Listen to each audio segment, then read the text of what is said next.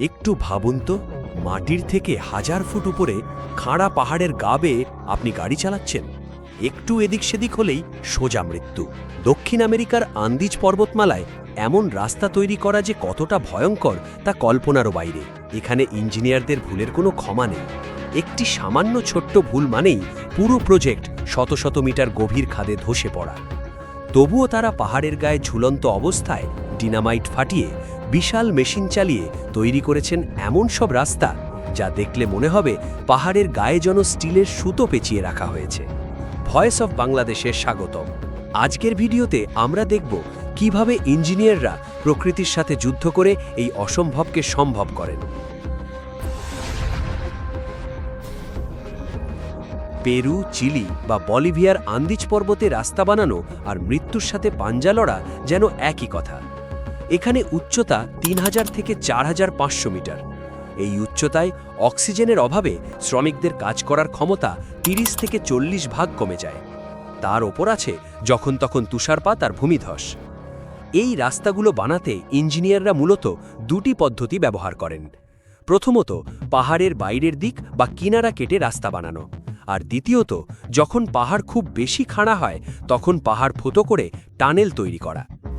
আসুন প্রথমে দেখি কিভাবে একদম শূন্য থেকে পাহাড়ের গায়ে রাস্তা খোদাই করা হয়। প্রথমে ইঞ্জিনিয়াররা পাহাড়ের গায়ে মার্কিং করেন ঠিক কোন জায়গা দিয়ে রাস্তা যাবে। এরপর শুরু হয় ড্রিলিং। ক্যালকুলেশন করে গর্তগুলোতে নির্দিষ্ট পরিমাণ বিস্ফোরক বা ডিনামাইট বসানো হয়। বিস্ফোরণের পর যখন পাথর আলগা হয়ে যায় তখন শুরু হয় এক্সকাভেটর আর বুলডোজারের কাজ। শত শত টন ওজনের পাথর সরানোর সময় ট্রাকগুলো পাহাড়ের একদম কিনারায় চলে আসে। একটু 19-20 হলেই বিপদ। বুলডোজারগুলো ব্লেড দিয়ে পাহাড়ের মাটি ছেঁচে রাস্তার শেপ তৈরি করে। এই প্রক্রিয়া বারবার চলতে থাকে যতক্ষণ না একটা সমতল ভিত্তি পাওয়া যায়। ভিত্তি তৈরি হওয়ার পর সেখানে ক্রাশড স্টোন বা পাথরের কুচি বিছানো হয়। রোলার মেশিন দিয়ে বারবার চাপ দিয়ে মাটিকে পাথরের মতো শক্ত করা হয়। কিন্তু সবচেয়ে ভয়ঙ্কর কাজটা করেন শ্রমিকরা। খাড়া পাহাড়ের গায়ে দড়ি দিয়ে ঝুলে ঝুলে তারা হাতে চালানো ড্রিল মেশিন দিয়ে পাহাড়ের আলগা পাথরগুলো ভেঙে ফেলে।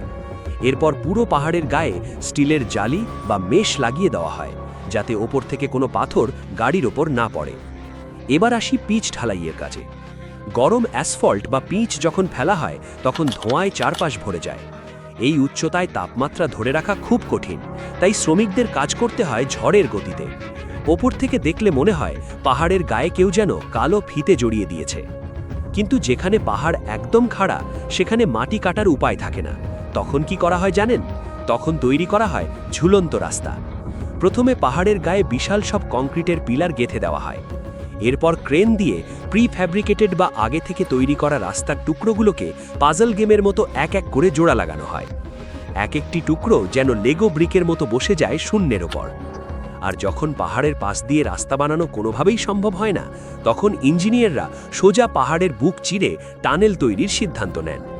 শুরু হয় এক বিশাল যজ্ঞ। পাহাড়ের শত শত মিটার গভীরে অক্সিজেন পৌঁছানোর জন্য প্রথমে ভেন্টিলেশন শ্যাফট তৈরি করা হয়।